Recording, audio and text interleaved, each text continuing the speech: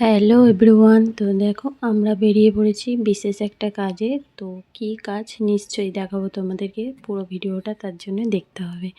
তো দেখো, তো আমরা বেরিয়ে পড়েছি আর বাড়ির সবাই গাড়ি নিয়ে বেরিয়ে পড়েছে। তো আমরা একটু লেট করেই বেরিয়েছি আর কি।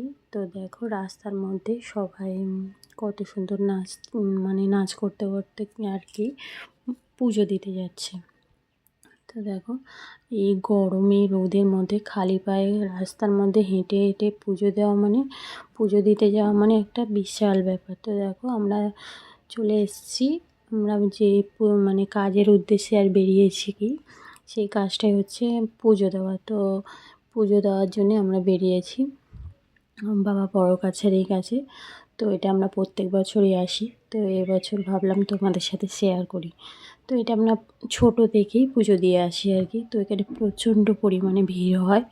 এখানে এত এত পরিমাণে ভিড় হয়, বাবার কাছে যাওয়া তো পৌঁছবো কী করে সেটাই চিন্তা পড়ে যায়।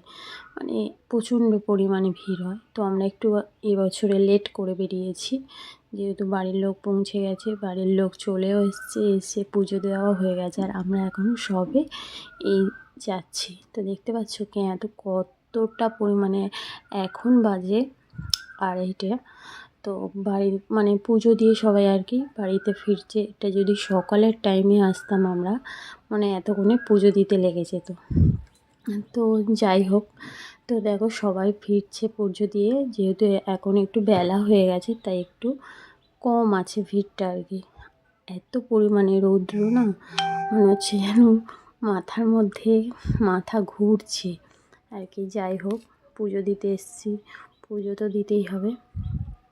তো যেহেতু দেখো এখানে এত পরিমাণে ভিড় যে গাড়ি নিয়ে যাওয়া যাচ্ছে না, যেহেতু গাড়িটাকে এক জায়গায় পার্কিং করতে হবে। তো যে আমাদের গাড়ি পার্কিং করে দেখো মন্দিরটা দেখা যাচ্ছে। তো আমি এখনও মন্দিরের কাছে যাচ্ছি না, যেহেতু অনেক কিছু কিনতে করতে হবে, কেনাকাটি করতে হবে, তারপর মন্দিরের কাছে যাব।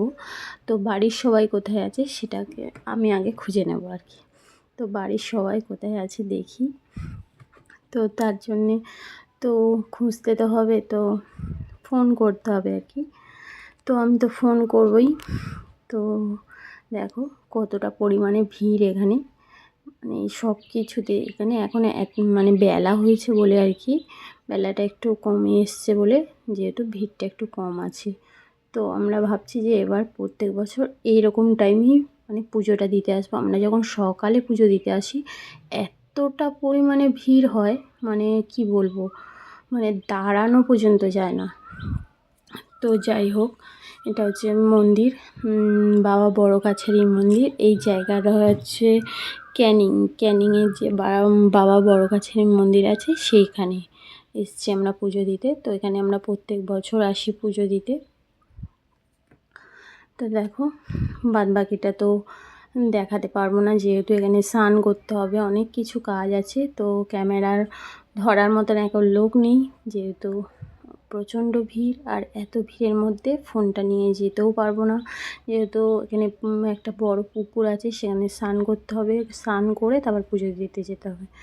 তো আমরা দুজনে আছি, আর বাড়ির লোক কোথায় আছে এখন কিছুই শোনা যাচ্ছে না, এত পরিমাণে আওয়াজ হচ্ছে, মাইক চারিদিকে চলছে।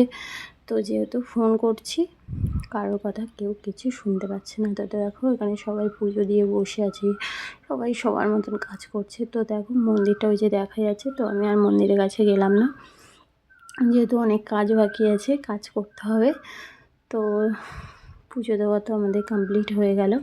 তো এটা হচ্ছে রাতে আমরা চলে এসেছি। তো পুরোটা ধরো তোমরা তো দেখতেই পেলে, পুজো দেওয়াটার আমরা দেখাতে পারিনি। এখন রাত্রে দেখো কতটা পরিমাণে ভিড় হয়েছে, রাতের শুধু ইয়েটা ভিড়টা দেখো, এতটা পরিমাণে এখানে ভিড় হয়, দাঁড়ানো যায় না আর কি। তো রাত্রেই ভাবলাম যে আমরা একটু ঘুরে আসি। তো আমাদের পুজো দেওয়া শেষ হয়ে গেছিলো, তখন 4টে বাজে। তো 4টের সময় বেরিয়ে আমি আর ভিডিও করতে পারিনি, যেহেতু শরীরটা খারাপ ছিল। তো ওখান থেকে বেরিয়ে আমি সোজা বাড়িতে চলে যাই। তারপর এসেছিলাম রাতে পুজো দিতে নয়, ঘুরতে।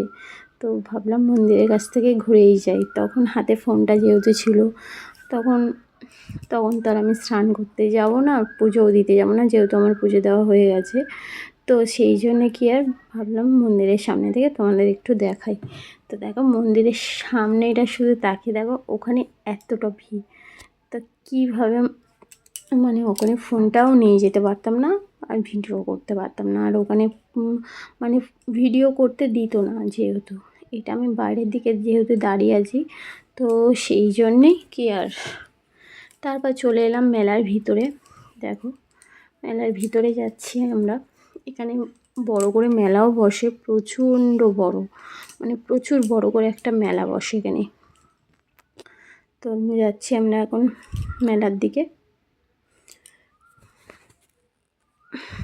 তো দেখো এইরকম যে মেলা এক একটা গলি নিয়ে বসেছে, মানে কি বলবো, এক একটা লম্বা করে যে মেলাগুলো বসেছে, এক একটা মানে পার্ট হচ্ছে, মানে 5টা 6টা পার্ট আছে। তো সব কটাতে তো আর যাওয়া সম্ভব না, এত ভিড় ঠেলে ঠেলে সব কটা গলির মধ্যে ঢোকাও সম্ভব না। তো আমরা চলে এসেছি একটা দোকানে। দেখো প্রচুর কাঠের জিনিস আছে। তো দেখছিলাম কে কোনটা পছন্দ করে, আর আমার এটা পছন্দ হয়েছে, তো তাই ভাবলাম এটা একটা নিই, অনেক কাজে লেগে যাবে। তো দেখো এই কাঠের এই অনেক কিছু রাখা যাবে আর কি ঝুলিয়ে। তো আমি এটা একটা নিয়ে নিলাম, নিয়ে তারপর ভাবছিলাম যে আর কোথায় যাব, এখানে প্রচুর কাঠের জিনিস আছে, আর কোথাও যেতে ইচ্ছা করছিল না। তারপর ভাবলাম মেয়ে বলছে যে একটু ট্রেন গাড়ি চড়বে, তো আমরা চলে গেলাম ট্রেন গাড়ির কাছে। তো দেখো ট্রেন গাড়ির কাছে গিয়ে জিজ্ঞাসা করলাম যে টিকিট কত করে, বলছে কি টিকিট 50 টাকা। তো নিয়ে নিলাম দুটো টিকিট, আর আমি আর আমার সোনামা উঠে গেলাম ট্রেন গাড়িতে। তো দেখো ট্রেন গাড়িতেও প্রচণ্ড পরিমাণে ভিড়। তো যাই হোক, আমার কথা যদি ভুলভাল শোনায় বা ভুলভাল কিছু বলে ফেলি, তার জন্যে কিছু মনে করো না, ক্ষমা করে দিও সবাই, আর সবাই ভালোবাসা দিও। তো যাই হোক, আমি আর আমার মেয়ে দেখো ট্রেন গাড়ি চড়তে ব্যস্ত। তো তো ট্রেন গাড়ি চড়ে, যেহেতু আমার জন্য আর তো ট্রেন গাড়ি চড়া নয়, মেয়ে বায়না করলো যে ট্রেন গাড়ি চড়বে, তাই তাকে নিয়ে তো যেতেই হবে। তো সেই জন্য আর কি। চলো টাটা। আমার ভিডিও যদি ভালো লেগে থাকে একটা লাইক করে দিই।